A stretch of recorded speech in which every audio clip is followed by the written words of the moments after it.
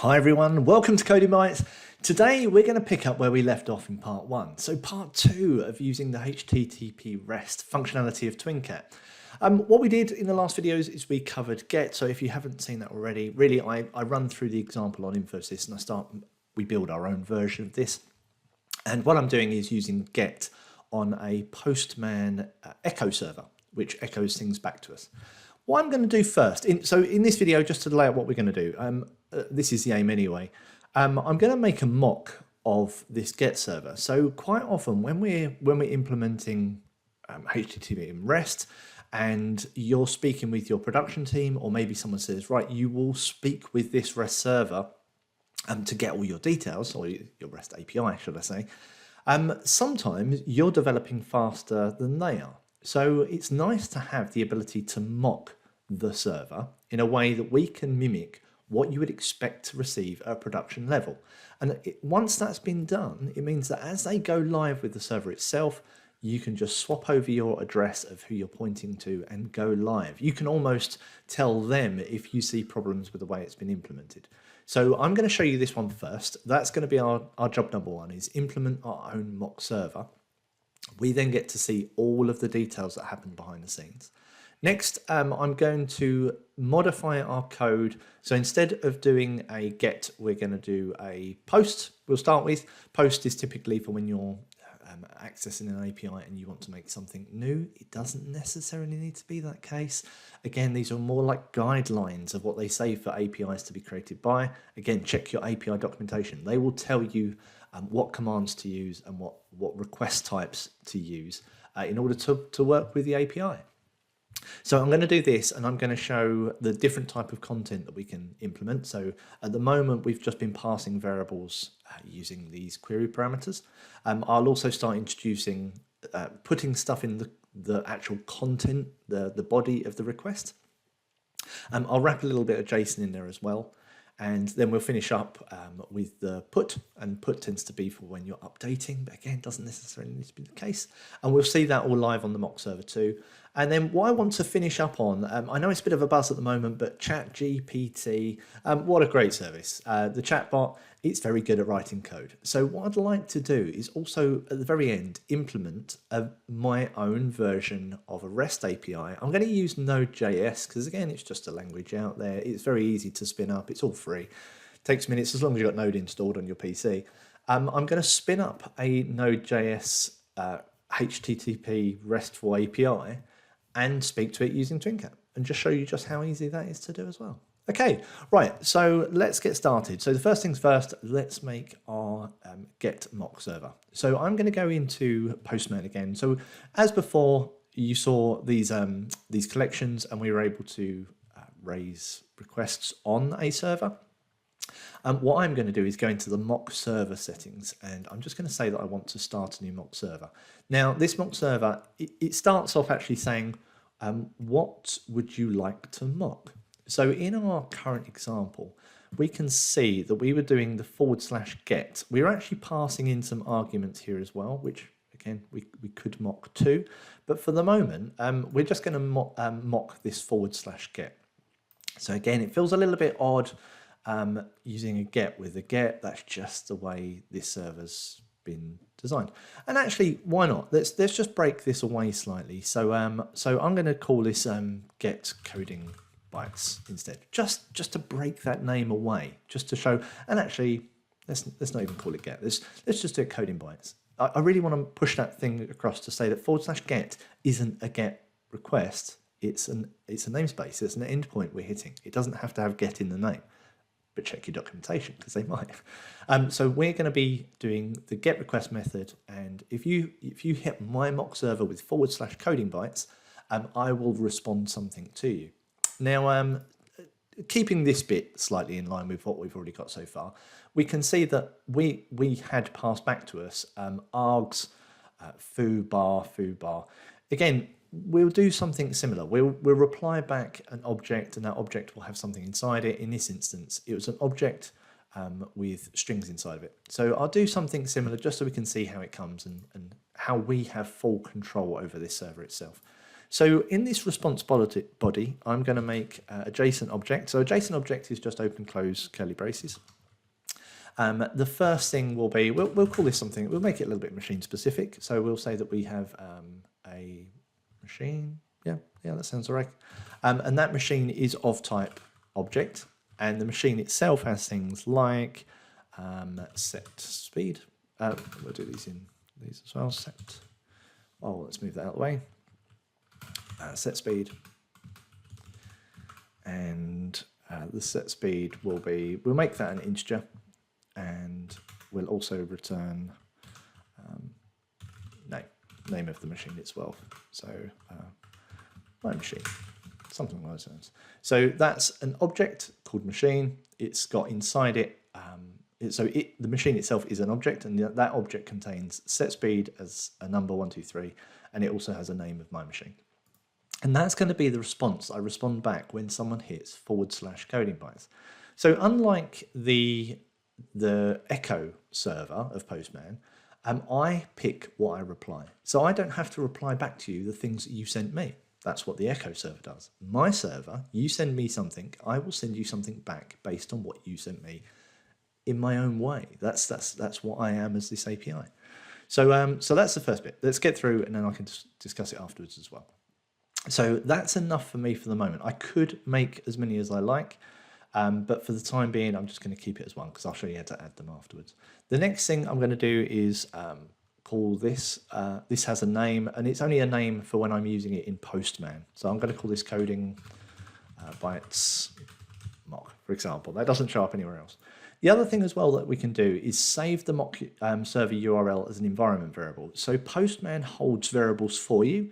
One of the things it's going to do is make a little variable called URL, and it just means it substitutes that URL when I run a get or something like that in here. Instead of typing in the long URL every time, I can just use open curly braces twice with URL inside it, and it'll automatically put that variable in there for me. So that's what it means when it says save the mock server URL as a new environment variable. Environment variables live up the top up here, so we can swap environments. So maybe you've got production level variables, you've got test variables, that type of thing. So, but again, have a little look into environment variables. That's what they're for. And I'm just going to say create mock server. Okay, I'm going to swap this over, and this is I'm going to point my variable to this Coding Bytes mock. So now URL has the right variable inside it. We can also, when we're on this page, we can say copy URL to. So that's going to copy it to my clipboard because I do actually need it for when we're going to program TwinCAT. So this is what I'm going to swap out here. Now, one thing you can see is it's using HTTPS rather than HTTP. So we don't actually use that in the hostname itself. What we're going to do is change the port to 443, which is typical for HTTPS. There's one other step as well. So with the HTTP client side, we can have a few different levels of authentication, and you can do, I believe it's server certificate authentication. You can authenticate the client and the server by having almost complementary certificates. You both know of each other. Or you can use things like pre-shared keys. In this example, I'm not going to cover any of that because that can get quite heavy when it comes to actually generating certificates. So what we can do is we can tell it, instead of relying on the fact that this certificate is good, what I can say is almost class anything as good. So I'm just going to do http client.sttls. And then there is a boolean, no server certificate check, which I'm going to set to true, which means just don't worry about the certificate. You are assigned server. I'm just going to class you as being okay for the time being. So that's that one there. So that's the first thing. So that is the URL of my new mock server. And that's just living somewhere on the internet now. That's just been spun up for me, and it's now living on the internet. The next thing that I need to do, if I go up into collections, what it's done is it's made a collection for me, and it's already pre-filled what I've prepared. So as in, I said I want a / coding bytes, and if I request on that, I should get some JSON back, and this is the JSON that comes back. So that's just proving that it works. So the two halves are as much as yeah, the collection itself is part of this mock. I can use this as well to test my own mock server in Postman. So it's kind of like a bit of a loop. It's almost an anything tool. This is a very clever tool. Hats off to the people that made Postman. What we've got, so let's just make sure we are getting something back via TwinCAT. So instead of all of this get foobar, let's just change that to / coding bytes. It is a get. And what should happen is we also can control what the status code is when it comes back. That's part of the mock server. I can determine that that's a 201, 202. So I'm just going to leave it as 200 for now because that's just the most basic success. So we should get down to this level. The next thing is, does it have a member args? Well, no, my version of an API doesn't. Mine should have a member called machine. So I'm just going to swap that out. These variables here at the moment, I'll leave them as is. Am I going to leave them as is? No, let's change them. Otherwise, it's just going to get confusing if someone was to open up the project afterwards. Let's just change it while we're at it. So machine, and this one here is going to be JSON name. There we go. So first off, we're going to just change this code to say that the JSON machine, can you find me the member of the machine? And then inside that machine, can you check to see, do you have the member of name, which you should have. Find member, that one there has member name. And again, if you do have it, can you please put it into my variable JSON name? And again, remember, these are just the pointers in the document of where this member actually lives. And then what we can do is do exactly the same thing. We could have done it with the set, was it set temperature, set speed, set speed. We could have done it with the set speed, and instead of using isString, we would have done isInteger, or it could have even been an isUnsigned integer, because again, it doesn't matter when we pass a JSON, because it has no negative symbol in front of it. It could quite rightly be an unsigned integer or an integer. Both will return true. It's only when you put a negative symbol in there that it will actually resolve and say, oh, this is only an integer, not an unsigned integer, because it's negative. But anyway, let's not worry too much about that either. So I'm just going to say, can you check to see if it's a string, this JSON name, and then my results. So results is still fine. I'm just going to call it the same as that. Can you get me the string from JSON name? Save, log on with download. Let's just see if it works. There we go.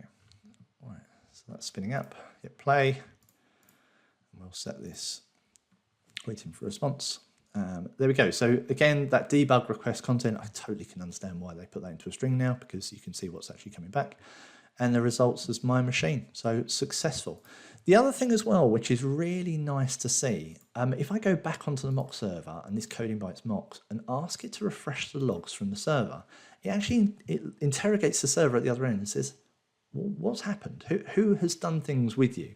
And these ones here, you can actually see the first one.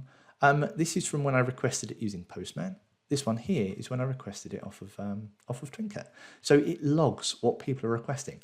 Now this is ideal too, because if in TwinCAT you're getting the wrong responses or no responses, at least with this, you can tell if something's hitting the server. Even if let's say, for example, I hadn't set my server up to use put, but yet I'm accidentally sending it a put instead, which is completely valid code here in TwinCAT. So I'm just going to log in with download, just so it really sets everything for me. This is ideal because we we manage the mock server. We get to see the server logs, and therefore we can diagnose what hits the server too. So I'm just going to trigger that. This should actually fail. So error, mock request not found. That's actually a default error message that comes back from the mock server too. So which is nice. And if I just refresh the logs here, I can actually see that someone tried to get me get put on this endpoint, and it fails. And so yeah, great for diagnostics. This is why Postman is really handy to use, both for testing APIs and to mock these APIs out. That's that. There's one extra little bit that I will just show you, and this is how we can have different responses as a mock server. So I'm just going to go into here. So the title here, again, just to frame it in your mind, this title up here is it is just a title of what I'm doing. It again has no bearing of the fact that that was a get with Coding Bytes.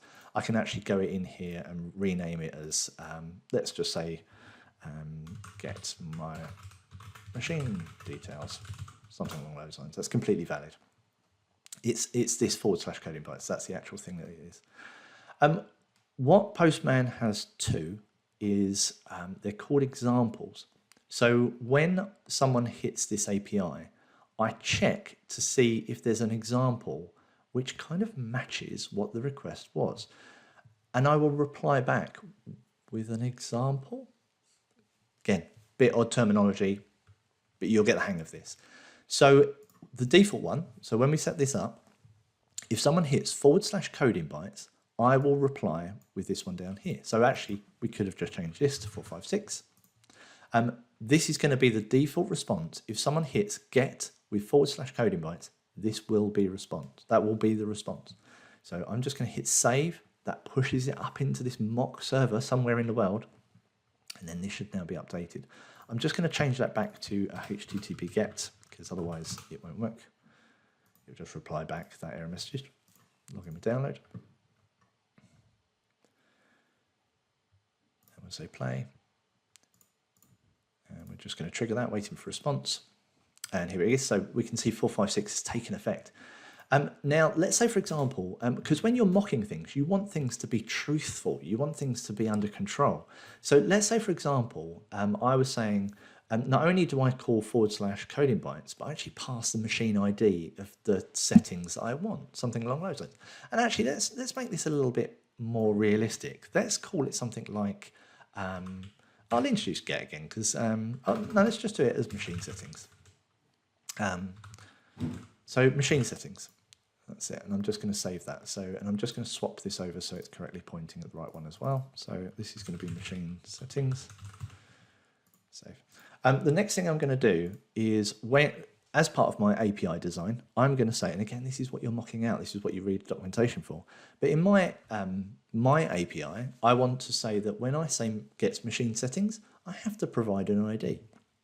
So, and I'll provide the ID using an inline query argument. So I'll do question mark ID is equal to 1. Maybe I've just got a few machines. Just save that there. Log in with download.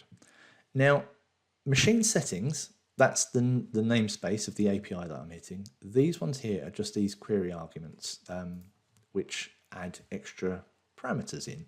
So the way Postman treats that, let's just run this just to show. There we go. So the way it treats that is even though I haven't told Postman about IDE equals 1, it defaults back. Excuse me. So this default reply looks at it and says, okay, / machine settings, that's close enough. That's almost like a catch-all. We could say, well, actually, I want to mock some different setups. So let's say, for example, I'm going to just duplicate this example, they call them. This one here, I'm going to rename this as machine 1 settings. And these machine 1 settings, I'm going to say, if you receive something which is of equal to ID 1, then instead I'm going to set that to 111, for example, and that'll be name machine 1. And save. The next thing I'm going to do is, again, duplicate that. I'm going to rename it, and that's going to be renamed as machine 2 settings. Oops. Let's just rename so it's pretty. There we go, machine 2 settings. And this time, if someone has the ID of 2, then I'm going to reply back in 222 and machine 2. There we go. And hit save as well. So, because again, all this is being done locally on my machine. When I hit save, it publishes it off to the internet onto this mock server that Postman own. Now, if I do the same, not changing anything on my side, you can see here, because this matched part of the mock server, it's actually now receiving back the correct message for it. So, so if I come in here, and we're just going to change this to ID2 instead, we'll see the new machine 2 settings instead. Because if you think behind the scenes, they wouldn't have just hard-coded these. There would have been some mechanism that goes off and look through databases, might look up files, might do some calculations, those type of things. And the response from the API would actually be dynamic. It's dynamic data you've requested. But with a mock server, we don't do anything dynamic because we like to know. It's almost like we want to be sure of what we receive back when we're running tests. So we're going to say, yeah, no, maybe that was going to go off on the internet or go off onto the database and go and collect all of these values. But these are the values I wanted to bring back to me, because now when I'm testing my code, I can test it in different ways. So yeah, let's just hit play on this one just to prove out that that's correct. Response, machine set point number 2. And had we have hit that with number 3, I won't do it now. If I hit that with number 3, there's nothing that matches, so it actually defaults back to the / machine settings, and you'll get the basic response. So that's it. So there we go. That's going to conclude. I'm going to call it a day there at HTTP GET at that point, because HTTP GET, we've successfully got something. We've been able to parse it. We can extract stuff from the reply. We're embedding data into the query parameters. And in this part of the video, we've just mocked a live server that's living on the internet that anyone else, I'm going to be taking this down after this video, but had you have hit that address on mine, you would have seen it live too. The only reason I'm taking it down is because if you get too many hits on a server, it shuts the server down. So on the free tier, you're only going to have a certain amount of hits. So hence the reason I'm going to take it down. Right, onwards and upwards. So the next one I'm going to speak about is doing a post. So posts are typically reserved for if you're adding data. So an API, let's say, for example, I want to register this new machine that's just come online, and I want to register it and say, hey, I'm the new machine, and here's my details. It's kind of creating me. So they tend to use post for creating content. It doesn't necessarily need, I don't want to keep banging on a point, but it's up to your API designers. So if they've said, if you hit machine settings with post, it may do something different. You would typically expect to do something creational. It's creating. That's the reason why people typically use HTTP posts. So I'm just going to go in and do post in this instance. Now again, you've got exactly the same abilities of using the query parameters, because you may be passing things through this way. The other form of passing information through is in the body of the request. Now we can actually see the body of the request here, because if I go into the mock servers, Coding Bytes mock server, and if I just refresh, you can see all of the ones that have been done. Request body, there's nothing there. So actually we're supplying all of our data so far in these query parameters in a header. We actually can see the header too. So request header, because it creates a certain amount of header for us with this HTTP client, we can actually add parts here as well, which we'll do in the later example. So, but everything at the moment has been in the request URL itself, and that's it. So we've got 2 extra spaces that we can use. So with this one, what I'm going to do is I'm going to make a mock server that, again, receives posts on this /. I'm not really too worried about sending something back. I will, just for the time being, I'll return the same thing back, because it just means that the rest of this code will still work. So let's just make that. So I'm just going to go into collections. This Coding Bytes mock, I'm going to click on this and I'm going to say I want to make a new request.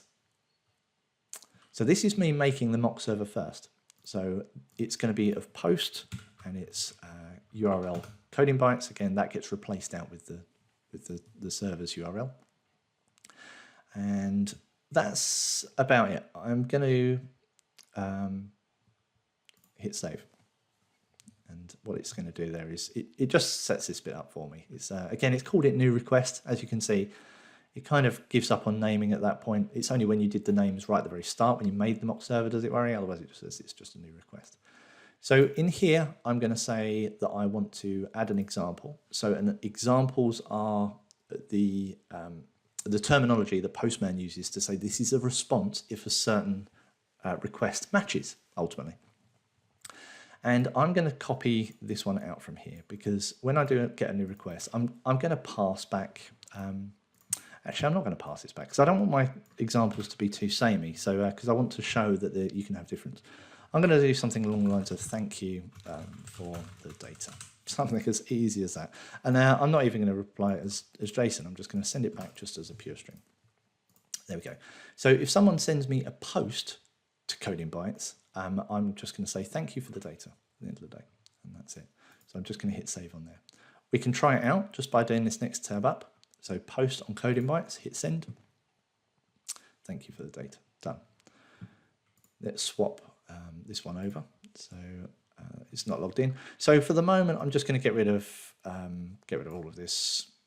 There we go. So with status code, so the only thing I'm going to leave in is the dropout to idle, because that's where we go. And also as well, I'm just going to get this content because I want to see what's coming back. This is always going to be the case. So far so good for that. So I'm going to do machine settings type post. That should be enough at the moment. So because all I've done is just changed the request type to post, we're still hitting the same endpoint, but it's a different style of message, which means it's going to be the API is going to have a different reaction. So there we go, trigger, wait for response. There we go, not request not found. So that means I've got a spelling mistake somewhere. So let's just double check. So it's a HTTP post, which is correct. It should be /coding bytes. So let's just make sure that's correct. There we go. That's why, because I copied the Coding Bytes one. So let's just put that in, save. Okay, this is live coding. So this is what you get with Coding Bytes. Because you fix problems at the same speed that I do. There we go. And wait for response. Nice, thank you for the data. So again, what we'll do is we just quickly drop on to the mock server, Coding Bytes mocks, refresh the log. We can see the post. We can actually see the faulting post that occurred the first time. And we can say, yeah, I sent the wrong thing. There's no matching requests for it. Request body is currently empty. So that's the bit we're going to fix next. So if I want to send, let's say, for example, I wanted to send a string to it, and you can send anything to it at the end of the day. In its standard style, it's just going to send it fairly raw. So we'll show you this, and then I'll show you how to send JSON back, which is typically what a lot of APIs will use. So I'm just going to send, I'll call it my data as string, something along those lines. It's going to be of type string, and let's say, for example, I've got a space for 300 in there, so 300 long string. I'm going to preset it to this is my data. Oops, let's not use double quotes, single quotes. This is my data. And we're happy with that. So in order to put content in your request, it's these two parts here. So the first one, let's just save that. So the first one has to be the address of the data you want to send. So you use ADR, which tells it, I want to point you at the data that I'm going to send. So in other words, please use the address of my data as string. So wherever that's living in memory, it'll point to.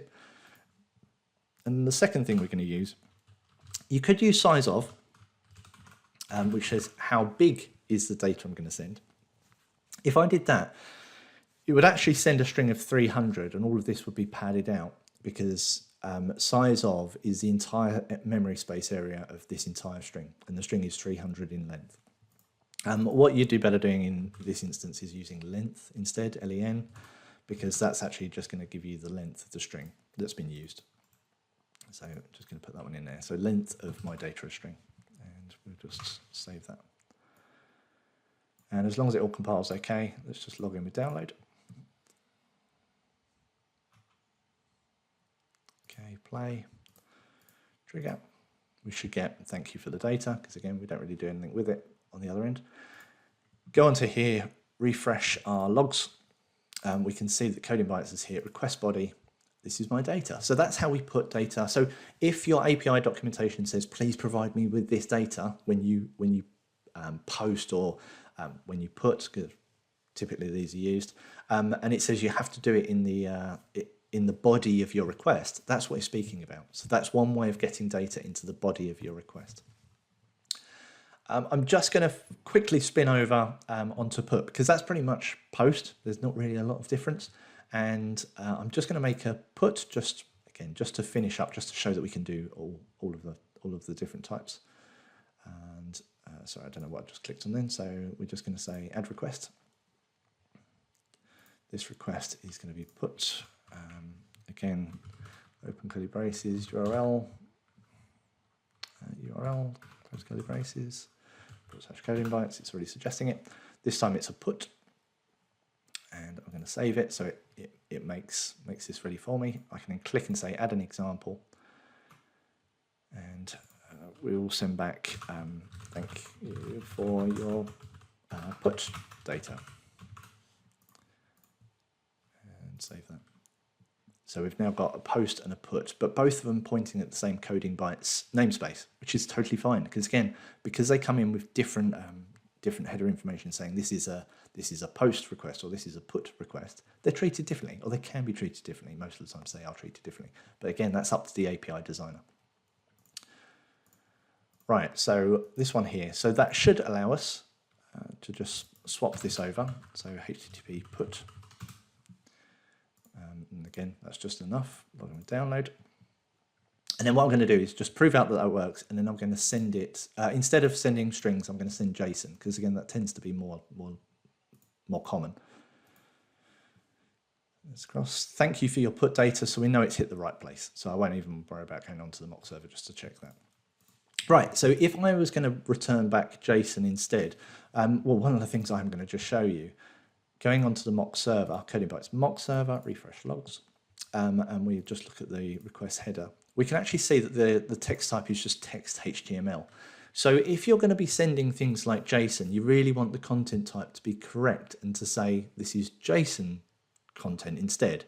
So they've got a few different content types, and just look into these. If you was going to, let's say, for example, send raw binary data, you kind of want to just get the content type correct. And this is just modified using our ability to modify headers, which I'll show you a little bit of that just in a little bit. But content type, when I want to send JSON, the easiest bet is use the JSON DOM parser to make your JSON in the first place, and then send it using our send request, but the JSON version of it, and then it does it all for you. So let me just finalize the example by doing the JSON DOM parser. So what I'm going to do, we're not actually using these parsers anymore up here, because yeah, at no point are we using the parser. So I'm going to repurpose some of this. I'm going to keep JSON document and just get rid of those two. So the JSON parser and JSON document, we can actually make JSON using these.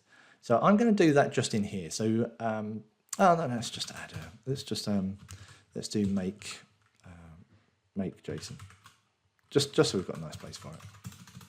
Just so we've got somewhere to do it, and then we'll change our state instead. Instead of, yeah, so send request, it's going to go to send request afterwards, but the one beforehand is going to go into make JSON, and then we just do that up here. So make JSON. There we go. So we've got a nice place to make our JSON now. So we can say JSON parser. So to start with, we're going to ask it to new document. So just to kick it all off in the right direction. So that clears out anything that was originally in the parser. And what that will do is it'll actually return you this JSON document, this sjson value, again, the pointer for the new start of the document. So there we go. So it's this whole thing, parser and position all the time. So even though we're making a new document, it kind of returns us back to the position in the new document that we're starting. So it's an empty. The next thing I'm going to do is we would just add, we'll add an integer, say for example. So with this one here, I'm just going to say JSON parser, add, let's do add int member. So the first thing it's going to ask us for is this v, which is where in the document do you want me to put this? So we're just going to put it right in the root. If you had been making arrays and objects and arrays and objects and objects and arrays, as you're making your way through that level, you have to keep remembering where you are in the position of the JSON document, and you'll be using that. So when you say add int member, you're passing it in the position of what object you want it to be inside. There's definitely one other way of doing JSON in TwinCAT, which is where you can go from a structure to JSON and a JSON to a structure. If you know how your JSON is formed and the layout of it, that by far is the easiest. Just go onto the JSON Infosys page, and you'll see in one of them, it's about, I think it's called the data type, JSON data type, but they've got some examples, and it just does to and from JSON to structure, structure to JSON. Keeps all the symbol names. It's very easy to use. So definitely check that out as well. Right, so add int member. So the position I want to add the member's name. So we'll just call this my int. And the value is double integer. So we'll just do 1, 2, 3 again. And that's that. And at that point there, we can now go back into our usual send request. Now, the difference being, so instead of this line, I'm going to just copy and paste that just for the moment, just so we can see the two. So instead of send request, what we're doing is send JSON DOM request instead. So in other words, I want to send you some JSON, and the JSON is currently held in my DOM parser. And we'll just have a look, see what's inside it. So it's going to take an SURL, which is the same as what we've got already, the FB client, which is what we've got already, request type, got already, HTTP put, post, potentially you could even do it in a GET if that's what it's asking you to do. But this time it takes FP-JSON, which is a reference to a JSON DOM parser base. So our FP DOM parser is one of those. So we can just give it one of those, give it our parser, just say, hey, JSON's inside that. And then the last thing, FB header. We'll look at that at the very end. So we're not going to use headers at the moment. So I'm just going to line all this up. And instead of doing this address and length, which we don't need to do anymore, the only thing I pass in is the parser. And that's that. And then we can delete the original line. Save. And log in with download. Let's just make sure that's right. Make JSON, send request, play, and trigger. Thank you for your put data. And if we go off and have a look, mock server, refresh logs, this one here, request body, has got my int123 as we'd expect, and in perfect JSON as well. But if we look in the request headers, we can actually see the content type has been turned to application/JSON, which is correct. That's what you should be sending stuff in as JSON. So there we go. So far, get, put, and post all completed. We've done a mock server. The mock server is telling us exactly what's going on. This is all good stuff. The other thing as well, I will just cover just before we go on to the last part of the video. I'm just going to do make header.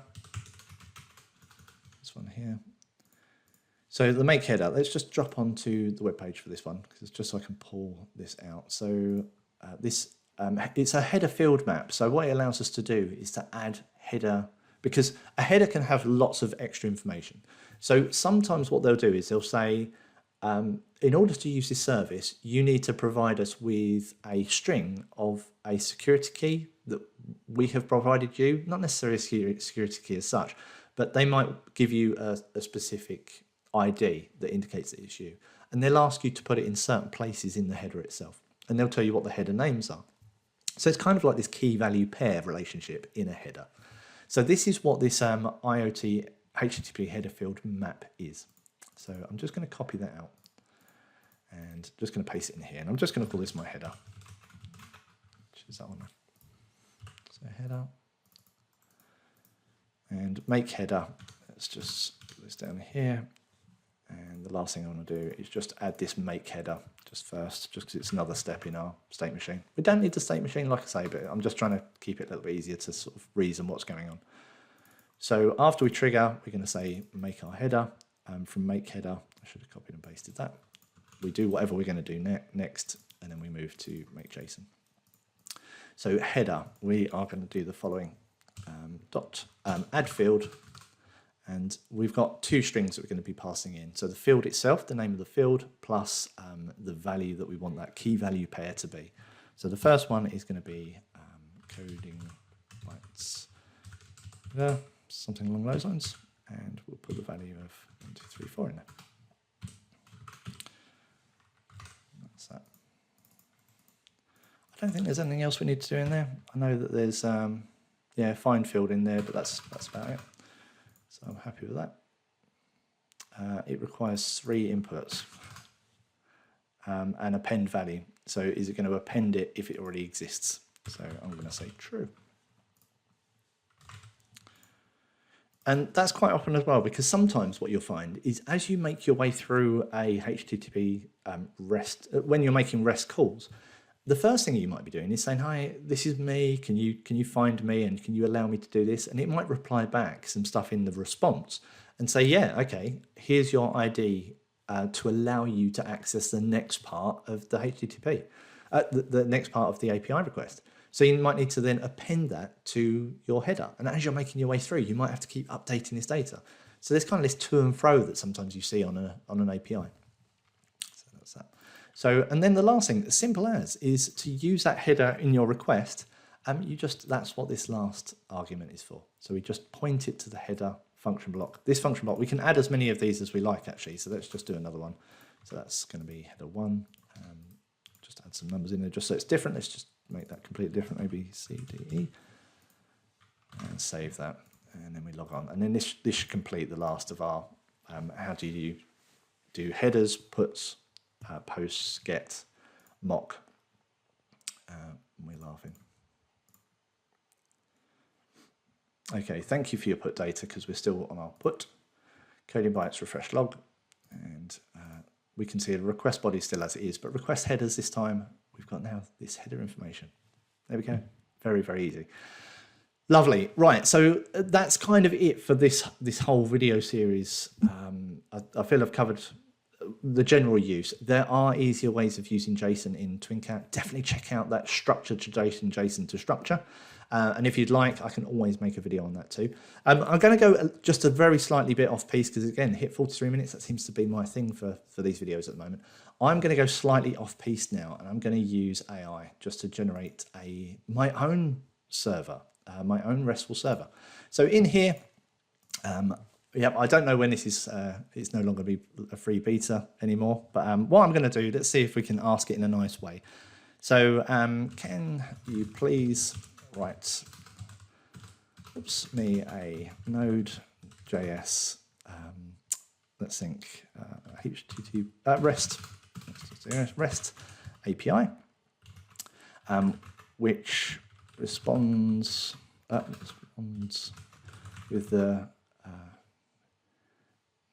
day, which responds with the day of the week if someone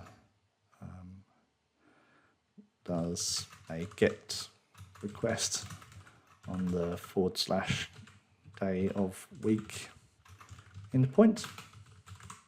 Let's give it a go. This thing is very clever. It's very clever. If you haven't seen this already, it's very good at writing code. Very good. It does a very good job at it. Where will this end, eh? So let's explain as we go through, because Node.js, again, is a bit of a language. It's a free language as well that you can download and use today. It's very good at doing things like web servers. Express is a library, a framework for doing HTTP servers at the end of the day. So it's bringing that in. It defines it into a variable called app. You define endpoints by doing app get. That is the get of a get response. If I wanted it to respond to some form of call as a put or a post, that would be app.post or app.put, but that's a get. We then define the endpoint / day of the week. And then what it does is it actually does a little callback function. So this thing here is a callback function. And they use syntactic sugar here just to condense this down. You could actually write function, open, close, rec, res as well. So what they're doing is they're passing in the request, and they're also giving you access to the response. So we don't actually care what's inside the request. We can actually take that apart, see what's in the headers. That's how you take all that information apart. Query parameters, content of the request. That's where it goes. That's how people write APIs. They get access to your data used deployed by things like the request object if you're using Node.js. Response object, anyway, this is the bit we're just getting a convert this weekday long. We'll give this a go. So we'll see if that actually converts it. Last time I was doing something with days of the week, it was actually doing an array of them. So we'll see what it comes back with. And then what it's doing is saying response send day of the week. So by calling res send, it actually completes the request and sends this off. The last thing is app listen. So this is the final call. This is actually saying, please, can you start this running? And instead of running on port 80 or 443, it's actually going to use 3000 instead. So we'll configure TwinCAT to do that too. So I'm just going to copy this out because again, do a little bit of Node.js programming. I'm just going to make a new folder. I'm just going to call this our web server. Again, a little bit off topic, but I do love a bit of off topic when we're doing Coding Bytes. So folder's empty. So what I'm going to do, so I've just made a folder called web server. I'm going to open it with VS Code. because VS Code is a nice thing to write nodejs inside. And I'm going to say I want a new file. This is going to be called index.js, which is a very common starting point for Node.js applications. I'm going to paste in what they've already got there, which is completely fine. The next thing we're going to do is just open a terminal, and we're going to say from here npm init. We can just say yes to all of this because this is going to make like a Node package management project, and then we're going to say npm install express, which is going to install the Express plugins, which is the thing that it's actually requesting. So wait for that to run. And then the last piece of the package is we need to just go into this piece of package in package. I'm just going to change the scripts so that if I ask for start, can it do node index.js? In other words, can you run my node node.js? Can you please run index.js for me? Let's just put a comment there as well, just to make that correct. File save. Let's give that a go. So that's it. So we should be able to, at that point there, do npm start, which is the script that I've just made. Away it goes. Server's listening on port 3000. And if I go back into this one here. So this one now, instead of this long part, I'm going to say this is localhost. The port is 3000, sorry. I'm just going to remove that line because this is all HTTP. And the last thing, I think I called it day of week, maybe. So day of week, yep, very much so. And it's a get, so again, just got to make sure I make that as a get. So get HTTP dot get. It doesn't really matter that I'm still passing in the parser and things because again, the API doesn't want to read it, it doesn't want to read it. That should be it. Log me download. Let's see what happens. So this is TwinCAT speaking to a RESTful API that's just been made on my PC via, there you go, on Tuesday, via a chatbot. Just wrote that software for me as well. So there we go. Can't say fairer than that. I hope you've enjoyed this video. Just to finish up, and again, this is just some last minute questions, and thank you very much for the feedback I've received so far. Yes, everything I'm doing here is completely free, so it's free to develop on TwinCAT. Just download TwinCAT XAE, which is the engineering environment. Everything I'm doing here is actually running on my laptop, because TwinCAT is actually running this as a real-time project. And again, to use things like this RESTful API, it does have a license to it, but that's a license when you come to deploy it and run it in your final application. And like, let's say, for example, it's a machine that was using it. It's when you come to actually deploy it and send that machine out, sell that machine. So you can treat these licenses as a bill of material. Up until that point, trying this out, things like RESTful APIs, TwinCAT Vision, Motion, Explainer, all of these things, they're just completely free to use. Just activate the 7-day trial license and you can learn to program, learn to write this code, all for zero cost. Okay, all right, I hope that helps. I hope you enjoyed this Coding Bytes series. Let us know if you've got any other topics you want me to cover, and I'll see you on the next one.